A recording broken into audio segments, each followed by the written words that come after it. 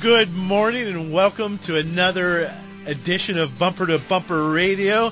He's Dave Riccio, I'm Matt Allen, and we are your KTAR car guys here every single Saturday from 11 to noon. At Bumper to Bumper Radio, we are helping you, the motoring public, the car owner, have a better overall repair experience, driving experience, ownership experience, whatever experience with your car, we want to help make it better. And to do that, just tune into the show every Saturday and we can help you. If you want to participate, it's easy, 602-277-5827, 602-277 KTAR. So any questions, any way you want to participate, don't be shy. And if you are shy, maybe you can text in. We're doing that now, 411-923. If you want to get involved with the show, you can certainly do that by text as well. And today on the Bumper to Bumper Roadmap, we've got Fact or Fiction. Dave will come up with something. As always, open phones and open texting. And the seasons are changing. You know, if we had 4 seasons in Phoenix, we might see some red and yellow leaves and some things happening out here. I guess you've got to go north for that. But it was a little chilly this morning. At 59 degrees, I think it was, or some of the lows this week and next week. And it's time of year we see some different things happening with the car. First thing this morning when I got in to come out to the station, a little yellow light that looked like a horseshoe. And I'm like, oh, man, not that thing again. And that's at the Lucky Horseshoe. The last time I saw that horseshoe-looking thing was last October. You know, that's what made me think, man, every year I got to deal with this whole tire pressure monitoring system, and I find that people hate the TPMS, you know? But are you familiar with TPMS? If you just bought a new car this last year, this is a new deal for you that you haven't been down, you know, that road. You know, what was it, 2007 was mandatory? Yeah, 2007 tire pressure monitoring systems are mandatory. And some go by actual pressure. Some use the wheel speed sensor to look at the difference in rolling speed between the tires to let you know if one is low. But just this dip in temperature that we have overnight now can certainly be enough to cause that light, as you had. And the reason that light comes on is, you know, the air is expanding and contracting with temperature, so therefore it's cooler out. Temperature in the tire, you know, pressure in the tire drops because of the temperature. Now that light's on. Now it's time to go top off your tires. You know, and then you don't want to mix the winter air with the summer air. That's a big deal. No, Dave, don't confuse anybody, because we do nitrogen in tires, and people will come in with this flat tire and say, "Oh my God, I'm glad I made it. I couldn't go anywhere else because you guys put in the nitrogen." No, we're breathing, I think 78% of it right now anyway. So you don't. If you do have nitrogen, anybody can top off that tire. Not a big deal with the summer air and the winter. You have blinker fluid now too, right? High-speed blinker fluid, and then the halogen type as well. You know, that's a big deal. You don't want to go with the non-halogen type blinker fluid. Well, what else? So you've got the tire pressure monitoring lights that come on, and you might find that if you drive for a little bit, go get 6 or 7 miles on the road, it's going to heat up and turn off. But you still need to go get a tire pressure check somewhere and just... Well, the other one that comes to mind, I mean, symptoms are lights that turn on, radiator light, because now it's cooler out. Maybe your car was having trouble getting up to operating temperature. Well, in Arizona in the summertime, your car is not having problems getting up to operating temperature. But now that it's only, 70 degrees out or 60 degrees out when you're first, headed for work, your car may stay cooler longer than it should if, you got a thermostat issue. So you may see a check engine light. I know a lot of times that'll throw a check engine light. Well, and these manufacturers, for the EPA regulations for fuel mileage, they want to get the cars up to operating temperature, running as hot as possible, as quick as possible. Well, in the old days, we used to run cars a lot cooler, but, we decided at 210 degrees, that's when the car is the most efficient as far as complete combustion of the fuel. Is that right, Dave? Did you just make that up? It sounded pretty good. Because the cars are running hotter now. Yeah, they are. But so what might be common is you might get a check engine light. The car's running good. Cars like to be fat, running rich, we call that. When they're dumping fuel, cars run well then. Run like a scolded dog. so the car's not going to complain about it too much. You may not have any symptom. It's not like an old carbureted car where the choke went bad and this thing's plugging black smoke like a like a diesel down the road, or is not running, it's gonna run well. But what you might notice is you're not going to have any temperature, or no heat. Maybe the defrost isn't working as well. You're shivering a little bit. You should have that temperature gauge. If you have a gauge in your car, you typically want to see that needle at about the halfway point. That's how most gauges are designed, to run right in the middle. Well, I know that October is National Car Care Month, according to Hallmark. It's actually not according to Hallmark, but it's according to somebody. And I scribbled down some other things that you want to be checking into, being that it's October and winter's just around the corner. Good time to get your car in the shop. If you're not, you want some things you can do yourself. Wiper blades, for sure. Throw a good set of wiper blades on there. You have some winter storms and snow and sleet and whatever happens. You know what I found, too, on the wiper blades, Dave? We've just been cleaning them off lately. And I think that was sparred by a complaint. We put some wipers on somebody's car in July, and they say, well, I just put them on. We never use them. They get impaled with bugs and plastered. And you go wipe them, and they smear. So maybe before you go spend $25 on a set of wipers, just some I actually saw in the auto parts store the other day, they make a wiper blade dressing. I think it comes with the blades to put on. No, I mean, it is a wiper blade dressing if you want to treat your wiper blades. So wiper blades come up. Batteries, we think of it's hot, and that's when batteries die in this town. But they call it cold cranking amps for a reason. That's when they rate batteries when it's cold. They don't produce as well. So batteries, and you're running your headlights a lot more. Well, yeah. I notice now I'm going home, go to leave the shop, and it's 6:30. It's dark. I'm not used to that. I think it's 8 o'clock or something. Don't pretend you work all day. I don't. All night. No. But, so yeah, you're using the headlights more. So it's not that the cold necessarily is killing the battery, at least in our climate, but it's all the extra loads, the headlights being on longer, whatever the case may be.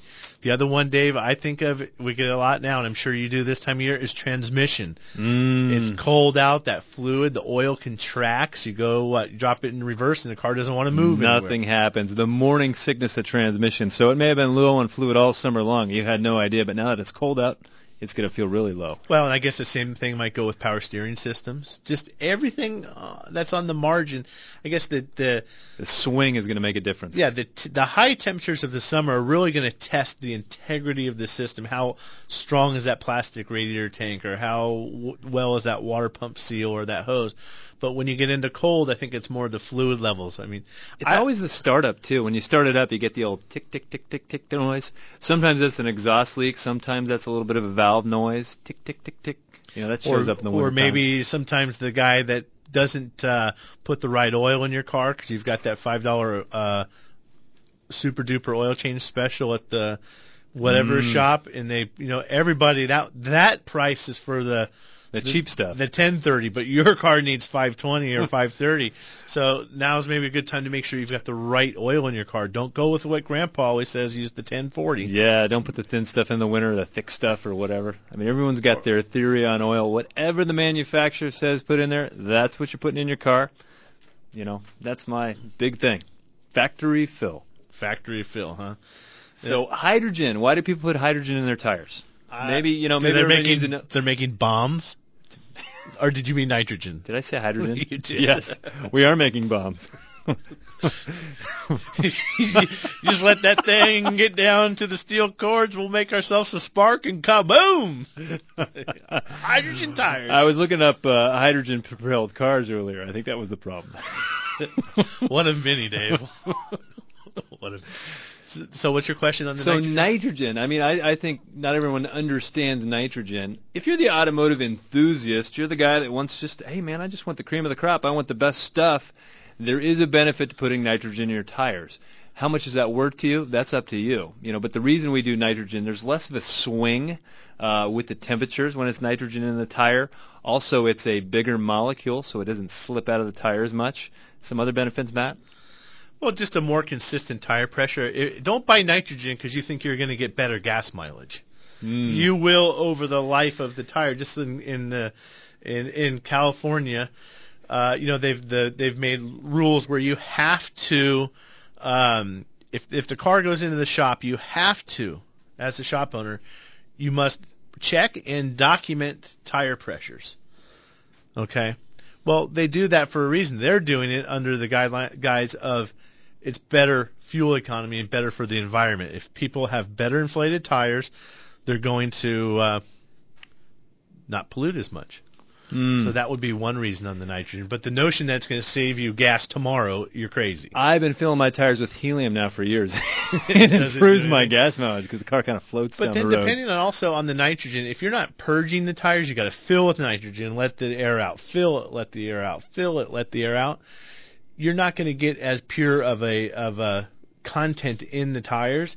So on your first fill up, it may be a low concentration, but over some time, you're back in that shop in 3 or 5 months, and they're topping off your tires again and again. You're going to slowly work out the other junk that's in the air besides the nitrogen and get that to a higher percentage. Well, when we come back, we've got wide open lines at 602-277-5827, 602-277 KTAR. If you've got any questions related to your car and your car experience, could be the backseat of your car experience, give us a call. You're listening to Bumper to Bumper Radio. Hi, this is Greg LaFonsi of Automotive Diagnostic Specialties.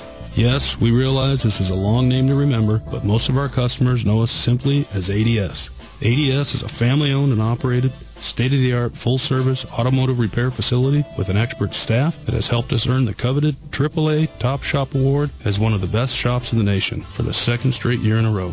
We are honored, humbled, and dedicated to providing the same level of service to you and your family. We will always strive to get it done right the first time so that you will leave with a smile on your face after every repair or service. ADS is a bumper-to-bumper radio approved shop with a long name but a short, simple goal. Customer satisfaction is our number one priority, and everything else takes care of itself. Just east of I-10 on Chandler Boulevard, ADS proudly serves Ahwatukee, Chandler, Tempe, Gilbert, and Southeast Phoenix. Stop by or check us out at automotiveddiagnosticspecialties.com today. Next to your family, there's nothing more precious than your castle, right? Kaiko Roofing understands that, which is why we are crazy about quality and protecting you, your loved ones, and your biggest investment. Don't wait for an emergency at your castle. If your roof is more than 10 years old, have the trusted pros at Kaiko Roofing give you a free inspection today. Flat, foam, tile, or shingle, Kaiko handles them all.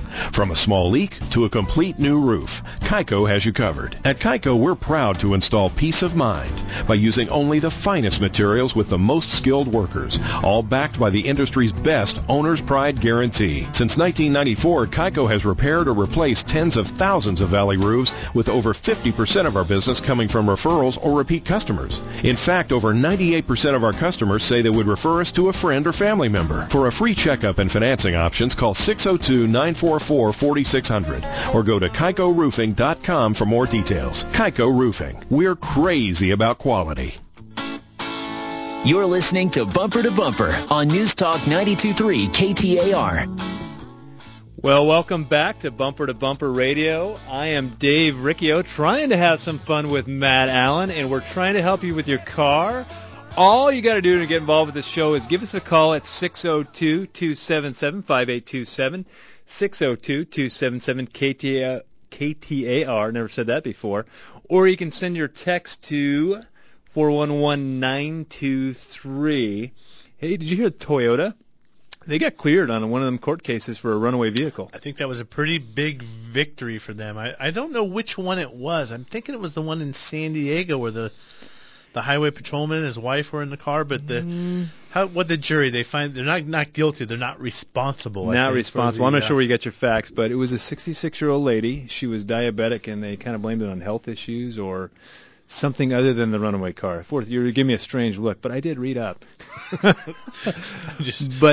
But that's been such a big deal, it was in the news for a while. And if you don't understand, cars used to always have throttle cable. So there was literally a cable that was connected to the pedal that ran, under the hood up to the throttle body or the carburetor. And when you push the gas, it pulled on the throttle. And that's the way they were. So if your throttle's stuck, you just put your foot behind the gas pedal and you could pull it back the other way. Just like that, right, Dave? To get it unstuck. Easy. I do that all the time. So, but in the late model cars, there's what we call drive-by-wire. So there's a sensor on the pedal, and there's an electric motor on the throttle underneath the hood. And the computer tells the motor how to operate. And the issue was that, hey, we thought that these computers were going haywire and telling the car just to accelerate out of control. Not happening. So now cars do have a brake override. So if you hit the brake, you can't have wide open throttle at the same time. But that's a new technology that came about because of the issue. You know who I think is really going to benefit from that brake cutout deal, whatever the formal name for it was there? I think the rental car industry, because I will not be able to annihilate them. You do brake stands and rental cars? The rental cars that I get a hold of now. I used to have a bumper sticker that said, this road is made for four-wheel drives and rental cars. Anyway. But, you know, when that throttle activity was happening, though, that's when I bought my Toyota. The prices were down. I don't believe there was anything wrong. They came up with these fixes. I guess it's not been in the news lately, so I don't remember all the details about it. But it was a lot of hype. If your car ever the throttle does stick, just put the car and take it and put it in neutral. You can do that with the Prius. Yeah. You know, and you can turn it off. You can just push the button, hold it down for 3 seconds, boop. Stand on the brakes and let go of and turn the thing. And the Prius was really the deal where they were having issues, and we're going to have Glenn from Goodworks Auto Repair in Tempe, who's a hybrid guy. That's what they do. They're the hybrid shop. They do a lot of hybrid work. So that'll be an interesting show. We'll probably do something out at his shop. So we are going to go with Robert in Phoenix on a 1992 Geo Prism. Go ahead, Robert. You're on Bumper to Bumper Radio. No, it's a Geo Metro. I bought it new '92. It's got the 1,000 cc 3-cylinder race car. Yeah, and I love it as a sports car because I've owned things like a Jaguar, Austin Healey, and those things. Nice. Anyway, it's got 150,000 miles on it, and the seat's worn down to the point where I sit really low, almost to the springs. And I like it that way because it doesn't have a roll bar, and so I think it's safer. But here's the problem: the airbag is in the middle of the steering wheel, and it faces my face. Is that fatal if that goes off? And should I disable it, or what? Are you talking in relation to the height of your seat with the cushion, or just in general? There's all the padding's gone. It's a '92. It's got 150,000 miles on it. All the padding's gone. I like it because it gives me. It's more like a cabin forward type thing where I sit really low. Sure. Well, I think if you're in a normal seated position and your seatbelt is on like it's supposed to be, and the airbag goes off, you're as fine as you can be in a Geo Metro, right? You want that thing going off. I would, you know what? I noticed with my old truck, my seat wore out. I started having back problems because I was sitting kind of at an angle. You got your big Costanza wallet in there, right? Costanza wallet, you know. The next thing I'm sitting sideways, walking sideways, doing everything sideways. So I would, go see an upholstery shop. These guys are experts at rebuilding the seat. Well, but he's not worried about the seat. He likes the way he should be worried about the seat. I'm telling you, Robert, you got to be worried about the seat. It's going to hurt your back, and your, the airbag is a concern. But the car was designed. I mean, if all the padding is gone, I mean, maybe it's a creature comfort, but go see an upholstery guy. Let him rebuild that thing. Yeah, but you'll be fine. If you're strapped in, the airbag will do what it's supposed to do. So thanks for the call, Robert. How about Frank in Phoenix with a 1994 Chevy 1500 pickup? What can we do for you, Frank? Morning, guys. This is a 94 Chevy with a 4.3 V6, and it has 307,000. And I had the transmission rebuilt at 140. But now when I go 65 down the freeway, the tax says about $3,000, and it used to say just under $2,000. But it seems to shift up through the gear spine. But it seems like the transmission slipping or what? You said $3,000 and it used to be $2,000 and at 65 miles per hour? Yes, sir. Yeah, it does seem a little high. Like maybe we're not getting all the way up in there into fourth gear.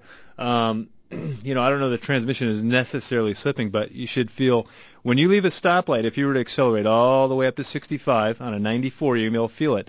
You're going to feel the transmission shift from 1 to 2, 2 to 3, 3 to 4, and then you're going to see another little blip on the tachometer that drops about 200 RPM. That's a torque converter locking up. 94 is an early enough vehicle where you can just barely touch the brake pedal and then see if that tachometer comes up 200 RPM because you can cancel what we call the torque converter clutch lockup with the brake pedal. So it does seem like the RPM is high. Let's make sure we're getting all the way into fourth gear. That would be my thing. Gas mileage might not be very good. in the torque converter, but you said the torque converter lockup's only going to drop at a couple hundred RPM. 200 RPM, but if we have a difference between 3,300 RPM and 2,500 RPM, we're missing a gear. Well, yeah, that's what I say. There's a lot more happening there than the torque converter potentially. But you should feel the three events happening. Make sure you're going all the way. So we are going to go with Arnold in Phoenix on a 93 Honda Accord. Go ahead, Arnold. You're on Bumper to Bumper Radio. Hey, thanks for taking my call, guys. Heard you guys hey, Arnold, we're going to put you back on hold because we ran a little bit of a time snag. I wasn't looking at the clock, so put you on hold. We'll get you after the break. Well, in the meantime, Dave, we're talking about the green bicycle lanes. That's the big deal in the city of Phoenix right now. They're going to make some of the bike paths green, and you're a bicyclist. Oh, I'm going to rant because I got honked at last week on my bike, and if you're one of those guys that's honking at bicycles, you really need to go to the confessional and really rethink life. Somebody on a bike is completely vulnerable. I mean, come on, if you're on a bike, you wouldn't want somebody honking at Dave, you. I think you probably deserve to be honked at on occasion. Well, and if you're riding a bike, you got to be considerate of people in the cars. But remember, who's going to win out here if we get in an accident? I'm pretty sure the car's going to win out. So when we come back, we still have open lines at 602-277-5827. You're listening to Bumper Radio. Fall temperatures in Arizona are optimal for golf. Long after a chill descends on our friends in other parts of the country, conditions remain beautiful at the Arizona Biltmore Golf Club. And while other Valley golf clubs are closed for overseeding, Arizona Biltmore boasts two legendary courses, the Adobe and the Links. So there's no disruption to play, just luscious grass and rolling fairways located right in the heart of Phoenix. What are you waiting for? Visit azbiltmoregc.com to book a tee time today or find out more about their overseeding schedule and courses. Whether you live or work in Central Phoenix, there are a lot of reasons why so many of your friends, coworkers, and neighbors choose Virginia Auto Service to take care of their vehicles. An elite bumper-to-bumper radio approved and BBB A+ rated shop right down the street at 7th Street in Virginia. Free transportation to and from your home or office. A free car wash with every service. After-hours drop-off. ASE certified technicians. 6 months same as cash OAC. A Valley Best 3-year, 36,000-mile warranty on all their work.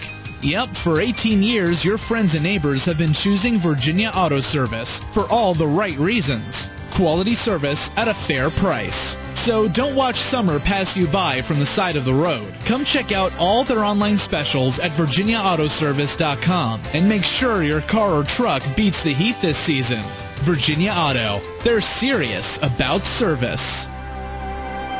Hi, I'm Dave Riccio. And I'm Matt Allen. We're your KTAR car guys from Bumper to Bumper Radio, inviting you to join us live Saturday, October 26th at 11 a.m. from Tri-City Transmission in Tempe. We're having a little shindig with food trucks and fun. We'll help you answer all your questions regarding the great automotive unknown, the black box of transmissions. The Tri-City Transmission technicians will be on site to answer all your questions. For more information, go to bumpertobumperradio.com.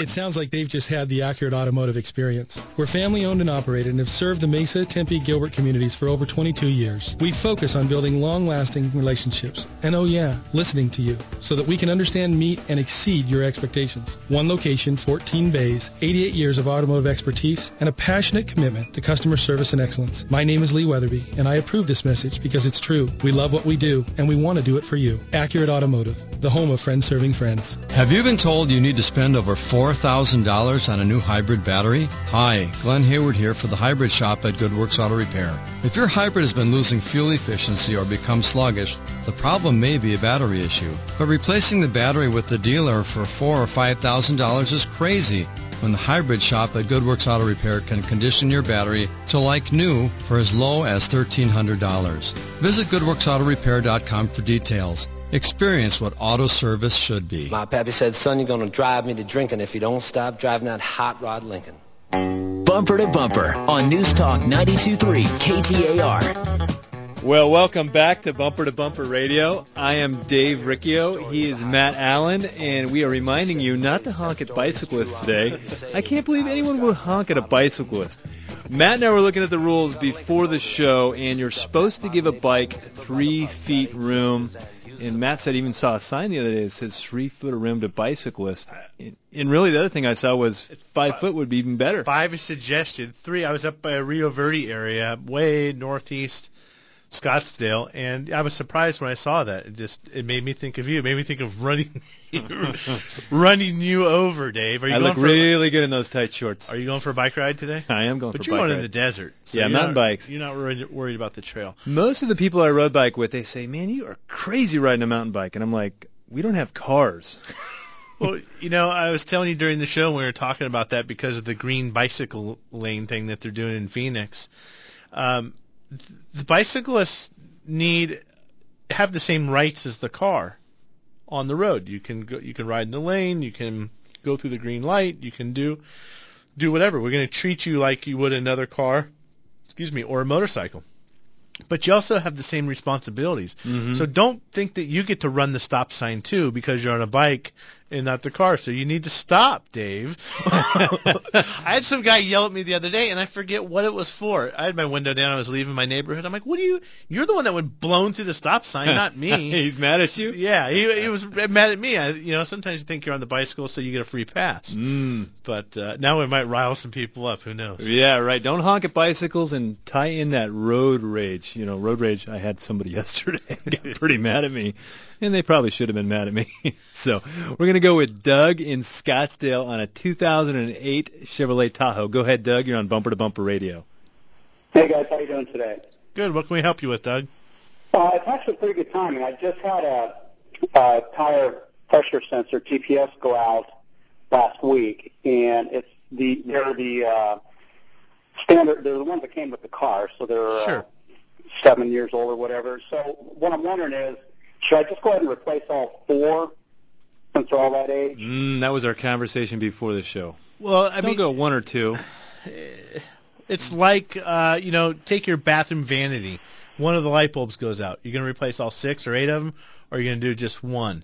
I guess if I was doing tires, if it was time to replace the tires, I would take advantage of the economies of the scale of the labor. You've got to take those things off. You've got to bust the tires down. You're right there. Might as well. I would do all 4 of them if you're going to plan on keeping the vehicle. The lifespan of these tire pressure sensors is about 7 years. And we've known that for many years going in 2007 when they started having them in, required. We knew it was going to be about 7 years, and we're starting to see them. So if you're not going to replace if the tires are not getting replaced, maybe just do 1 at a time because there's no extra. You haven't lost anything, I guess, is what my point is. Then you got to wonder, it's like, which one did I replace last? Because they get rotated, moved around, and all that stuff. Well, the one that doesn't work is not the one that you didn't replace. That's the one you go replace. All right. Yeah. It's just for me, it's just an annoyance feature. That the light turns on this morning. I'm like, oh, really? Do I got to look at that light? Well, but like I said, if you're not replacing the tires, do the 1, and then in 5 months when you replace the tires, maybe do the other 3. It's a personal preference. What's your time worth? What's the convenience of it? What's the economics of it? Hey, Doug, if you follow my advice and not Matt's, you're going to be way better off. We appreciate the phone call. Let's go with looks like Jim on a 72 F100 pickup. Go ahead, Jim. You're on Bumper to Bumper Radio. Hi, guys. How you doing? Good. I need to replace a transmission mount on my pickup, and I was wondering, that's something that a person can do at home, and how complicated is it? I would say it would be relatively a project that you could do in the driveway. There's going to be a cross member that goes from frame rail to frame rail. In general, there's 1 or 2 bolts, on the cross member that hold it down, and then there's 1 or 2 bolts that hold it to the transmission. So not a super huge project, but something you could definitely handle in the driveway. The one thing about some of those older mounts is that it's hard to find good mounts for some of the older vehicles. Yeah, you might get 2 mounts because one may not be good enough. It may not fit right. What other kind of tools are you gonna need, Dave? Maybe a floor jack, a block of wood. Yeah, floor jack, block of wood. You can put a block of wood across the transmission pan to make sure you're not going to damage it, or and then jack the transmission up with a floor jack once the bolts are loose, and then slide that new mount in there. You know what I say, Dave? It's like brain surgery. It's all easy as long as you know what you're doing. It's a piece of cake. A piece of cake. So, got some open lines, 602-277 5827-602-277 KTAR. And, of course, if you want to text us, 411-923. We have a text came in from, I don't know who it came in from, Dave, but having a question about their Hyundai Sonata having a 4-cylinder and want to know if it has a timing belt. And I believe on that car it does have a timing belt. 2006, or 2007, it's probably right in the neighborhood for replacement, too. On some of the earlier Hyundais and Kias, it was 60,000 miles. They've moved that up to 90,000 miles. Some cars now are even 105,000. But then that changes with severe service and the conditions and how you're driving. So if you've got that Hyundai Sonata, I would be. We had this debate off air in the show last week with a guy from the dealership, and he was saying, "Oh, we do them at 60." Because there's a little, the recommendation was 90 or 110,000, but there was a little subnote that says if it normally operates in temperatures above 110 degrees. And your point was it's only 110 degrees for like 3 months, and that's only for 2 hours during the day, and that's like 1% of the time, the entire time here. Yeah, well, I mean, timing belts is one of those things where people stretch that a little bit. I think the dealers in some places are a little bit more aggressive than we are. They might say we're more aggressive because they just do the belt and we want to do the water pump and other things. But I'm telling you right now, if your timing belt says 105,000 miles, except for severe service, you look at that definition, consistently over X temperature and consistently dusty. It's not consistently that all the time here. I might step it up to 90. I sure as heck wouldn't be doing 60. Well, I see them all the time on Hondas. I'm talking about Hondas, not on Hyundais. On the Hyundai, maybe a little earlier, but on the Honda, I see them with 110,000 miles on them, and people are like, "Well, should I be doing it?" At that point, you got to be doing it. Don't be playing with fire there. There's a lot of things in the manuals that I disagree with. Some of the fluid intervals I think are not long enough. Timing belt, I'm fine with 105,000. Maybe make it 90 so that you don't. We try to break it up too, Dave, because let's just say 105,000. You might have all these other things that need to get done too. So now we got to start. Now we're starting to delay things or break them up into different categories to make it easier to swallow. So that may be another good reason to start looking at that 100,000 mile service at 90. Get some of the stuff out of the way, but don't wait to do your coolant and then redo your coolant 10,000 miles. Do it when you do the timing belt and the water pump. That's why you've got to be really working with a good shop who's going to have this conversation with you and think it all the way through. Well, you said something that I found interesting. We'll get back to these calls, but you said, I disagree with a lot of the manuals. How could you disagree with the manual? That's a factory. They know everything, man. These recommendations go through years of R&D, and Matt down at Virginia Auto thinks that he knows what's best. Come on. Well, they do their testing here in the hot climates, but they're in the marketing department. They want to sell new cars. Do they want your car to last you 250,000 miles? Hell no, they don't, because they want to sell you a new one in 3 years. That's what they want to do. And then there's just reality. A lot of that testing is done under perfect conditions, and a lot of it's done in harsh conditions. A lot of people have proving grounds here, but they're not here all year long. They're not going and stop and go. I mean, they're simulating the best they can, but there's reality. Well, repeated. Well, let's go to Arnold before I get going too much on this. Arnold on a 1993 Honda Accord. Go ahead, Arnold. You're on Bumper to Bumper Radio. How you doing, guys? I got a 1900 Accord. It's got 195,000 miles on it, going running strong. But just since last week, like you guys were talking about the temperature earlier, early morning when I go to work, the RPMs will start fluctuating. It'll be sitting in neutral, and the RPM will jump 2 down to 1, 2 down to 1. It'll do that at least until it gets, I'm assuming until it gets to a running temperature. Now, I was told it could be a sensor or something like that, but I'm not too sure exactly what it is. So when it gets back up to operating temperature, the idle smooths out? Yeah, when it's sitting in the idle, the RPMs will jump. And then once it heats up, and say 2 weeks ago when it was still 90, it wasn't happening at all. Okay. But just this week, since we got down to temperatures. Well, on the 93 Accord or any late model car for that matter, the computer controls the idle. It's looking for various temperature inputs from different sensors. On the Honda, they call it a TW sensor, but it's the water sensor for the computer. It's going to tell you, hey, it's 50 degrees out here. It's cold. The engine's going to want a higher idle. It's going to want more fuel. that's going to look at throttle position input, all kinds of different inputs, and the computer's going to send out signals to different devices to increase the throttle, increase fuel delivery. So it's probably something related to the temperature. I wouldn't just go throwing out there a new sensor because someone thinks it might be a sensor. In those cases, most of the time, you've got to go in and figure out what's wrong.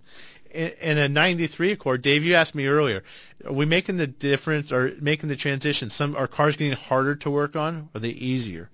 They go through these cycles. I would say they're easier right now in some cases, but now a 93 Accord, that's a little bit harder. That's not just a plug and play, fairly easy plug-in. You've got to know what you're doing on the car, and then go in and do just a couple of quick tests, and should be able to. And me, I'm looking at the data. So I do have a scanner plugged in, and I can see the different sensors and what they're all telling. And I'm looking for the one that doesn't make sense. And when I see, a temp sensor may say, hey, we've got 180 degrees going on when I just started the car and it's dead cold. Well, hey, I know I got a problem there. Let's go look at that temp sensor. Let's go look at the wire connection. Let's go see if there's something going on. You can check it with a voltmeter as well. So we're going to go with Grace in Phoenix. She looks like she's calling about a bicycle. Might have got somebody riled up here. Yeah. Do you honk at people on bikes? No, I'm not really riled up, but I do object to the fact that you bicyclists, you want all the rights that a driver has, but I've seen so many. You go sailing right through the stop signs. You don't yield. You just go right on through, and that's not fair to the motorist. That's right. I'm on your team, Grace. Dave, I had someone holler at me the other day for that too. You're absolutely right. So if you ride a bike out there and you're running stop signs, because I have been, I'm looking, I don't see anybody, I will go blowing through it. So, I'll own up to that. But I do want to make the point, someone on a bike is totally vulnerable. So fair or not fair, I'm all about protecting the vulnerable in society. And the guy's vulnerable on a bicycle. Don't honk at him. If you want to fall him to his house and chew him out, I think you should do that instead. Come on, Dave. Now we're really going to get something going here. But I can see why. This bicycle, you're relying on momentum. You don't want to stop. All is clear. Not like you're going to run through that intersection and clobber somebody like running the red light in a car. But, you can't have... your cake and eat it too, I guess? I don't know. Can you? Well, Grace, your point is well taken, and we've got an open line at 602-277-5827. When we come back, a little bit of fact or fiction. There have been so many changes in Phoenix over the past couple of decades, but one thing has not changed in all that time. Kurtz. Family-owned and operated, Kurtz Auto Repair has been reliably servicing and repairing vehicles for Valley car owners for over 24 years. Just one block east of I-17 at 22nd Avenue in Bell, Kurtz has done it all with a perfect Better Business Bureau record. For service, call 602-588-2878 or check them out online at mycarhurts.com. Gas or diesel, foreign or domestic. If your car hurts, take it to Kurtz. Life's good news often comes with a little bad news, right? Hi, this is Dave Riccio, owner of Tri-City Transmission. Car repair seems to follow that same trend. The good news? Transmissions are lasting twice as long as they used to. The bad news? They can cost as much as $1,000 more than you might remember. So if you're going to have to spend money on a new transmission, you want to be sure you really need it. And if you do, that it's done by an experienced pro at a fair price. For over 40 years, Tri-City Transmission has built a reputation for having the experience, expertise, and honesty for knowing not only how to sell and replace transmissions, but also for how to repair and service your transmission. When we do have to recommend a major repair, you can be assured you're getting an honest recommendation and a job done right at a fair price. You have my guarantee on it. Tri-City Transmission, where friends send their friends. Come check us out online at tricitytransmission.com. That's tricitytransmission.com. Golf course conditions in Arizona are picturesque in the fall. With perfect temps and true parkland courses, you can't beat golfing at the Wigwam this season. And while other Valley golf clubs are closed for overseeding, Wigwam Golf boasts 3 18-hole championship courses, the Gold, Patriot, and Heritage. So there's no disruption to play. Featuring intricately designed courses by the legendary Robert Trent Jones Sr., the Wigwam offers unmatched diversity and challenge. Visit wigwamgolf.com to book a tee time today or find out more about their overseeding schedule and courses. Bumper to Bumper on News Talk 92.3 KTAR. Well, good day and welcome back to Bumper Radio. I'm Matt Allen. He's Dave Riccio, and like every Saturday at 11, we are talking about cars. And whether it's our topic, a topic you want to talk about, all you've got to do if you want to participate is give us a call, 602-277-5827. Well, I get a text. You got to turn on your mic is what you got to do there, I Dave. got a text from Joel at Arizona Imports, who is our critiquer. He's our armchair quarterback, and he said 06 Sonata timing chain. So may want to double check on that. We were answering to a text from before. So many of those Hyundais are timing belt. Well, even some of the Hondas now you're seeing them move over to a timing chain, which ones that traditionally had belts have chains, and now you're seeing, it's making the pendulum is swinging, Dave. Well, I got that, and then I got another text here. Can a broken motor mount cause further issues? Absolutely. That's the one thing I tell people when they are putting off motor mounts, because motor mounts, they last in general 80,000 miles, 100,000 miles. They can be very expensive to replace. They could be, $500, upwards of $1,200 in some of your exotic cars. You can spend a lot more money than that. They're rubber. They isolate vibration from the engine and transmission into the feel of your seat, but they do wear out. They're kind of like tires. I always say replace them in, pairs, either a pair or all four at the same time. The car's got 80,000 miles on it. 2 of them are broken. Just go ahead and hit them all. They're all the same age. Like rubber band. I mean, how many times can you take the rubber band and stretch it out, put it back, stretch it out, put it back, without it being all, you're there, do it all at once. Well, if you can afford to do that. If you can't, there's nothing wrong. We're replacing 1 or 2 at a time, a la carte. It just make more cost you more in the long run. I have 2 different kind of comments. One, again, it goes back to the shop that you're working with. If you've got, let's just say you're doing the timing belt. We're talking about timing belts on the car right now. You're taking off typically one mount of the engine, because it's going to, if it's a transverse engine, it's going to be the timing belt's going to, or the timing belt side mount's typically going to come off. Is that the time to replace a mount, to be proactive? If the car's got 105,000 miles on it, it's a little collapsed. Yeah, go ahead. Maybe do that one. Go ahead and do it. But the point to his question was, can it do more damage? And the point is, when the mounts are bad and they're flopping, your engine's flopping around under there, it's stretching all the radiator hoses, the connection of the radiator hoses, the radiator, all the wiring harnesses. Older cars, one of the things we fight, old wiring harnesses with a little bit of chafing here and there adds up to little glitches in the car that aren't worth tracking down. That was going to be the second part of my comments. I was going to ask you what else. The hoses, the wiring harnesses. You ever see a car with a hood with a dent going out? I mean, I've got that customer. That would be an extreme condition, but you step on the gas and the thing jumps up so much the engine hits the hood. But what about Dave? Just the vibrations and the extra. You ever have a car come into your shop and the damn thing, the whole thing's just vibrating. It's shaking the dash loose. I mean, now you've got creaks and rattles inside the car, so not necessarily things that are going to make you break down, but right. There are things that are going to rattles in cars. Tax the rest of the car. I can't help but get in people's car and hear rattles.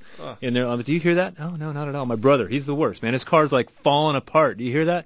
No, Dave, I don't. It's like, how do you boil a frog? Very slowly. So let's go with Lauren in Tempe on a 2005 Nissan Altima. Go ahead, Lauren. You're on Bumper to Bumper Radio. Yeah, funny enough, I was just the guy that sent in that text about that motor mount. Did we answer your question? Just about. See, the issue here is someone's trying to sell me that car, and it actually doesn't run. And the guy that's the family member of a guy that's selling me the car, so I'm getting, I guess, a little, backdoor info, told me that they're not maintaining it very well, and that they drove it for roughly, 120,000 miles with a broken motor mount.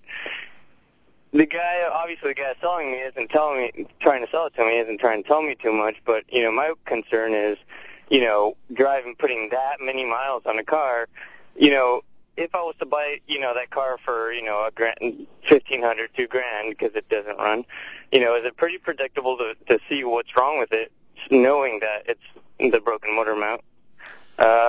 Or, is I guess with just that little information, I didn't think that it would cause any severe issues that would keep it from running, but you're talking about a car right now. This car doesn't even run. Is that correct?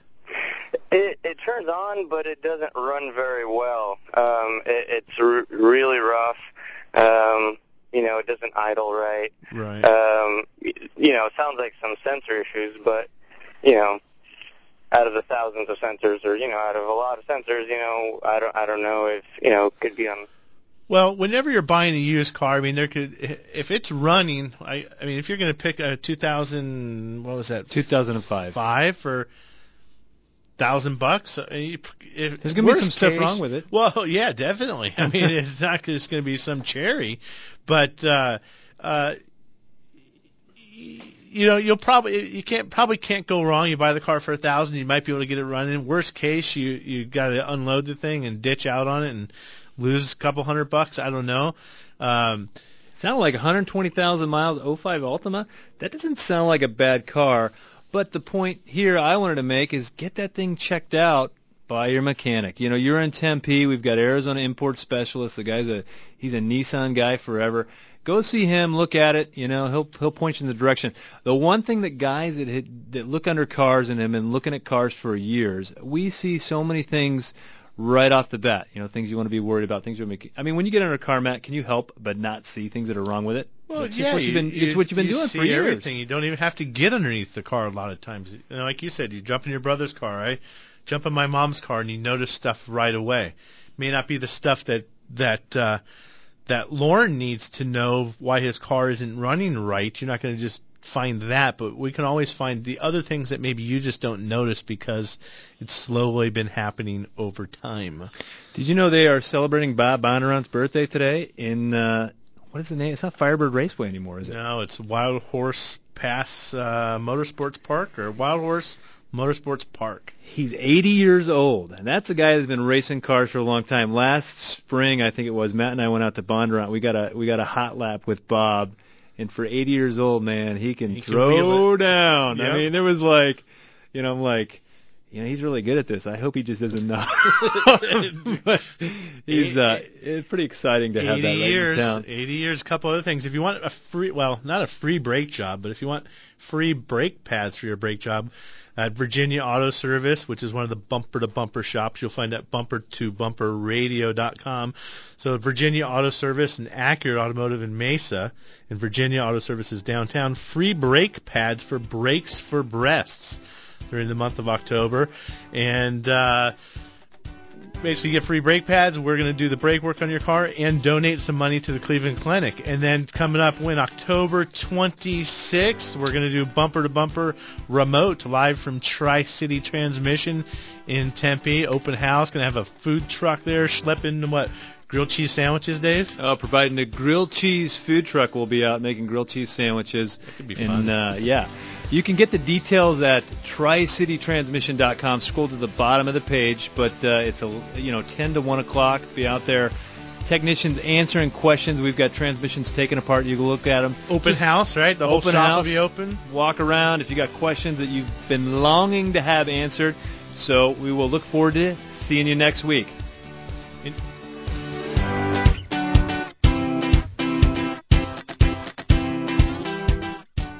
Hi, this is Greg LaFonsi of Automotive Diagnostic Specialties. Long name, right? But we have a short, simple goal. Customer satisfaction is our number one priority, and everything else takes care of itself. Bumper-to-Bumper Radio approved. ADS is a family-owned and operated state-of-the-art repair facility that has an expert staff that for the second straight year has earned the coveted AAA Top Shop Award as one of the best shops in the nation. Just east of I-10 on Chandler Boulevard. Find us at automotiveddiagnosticspecialties.com.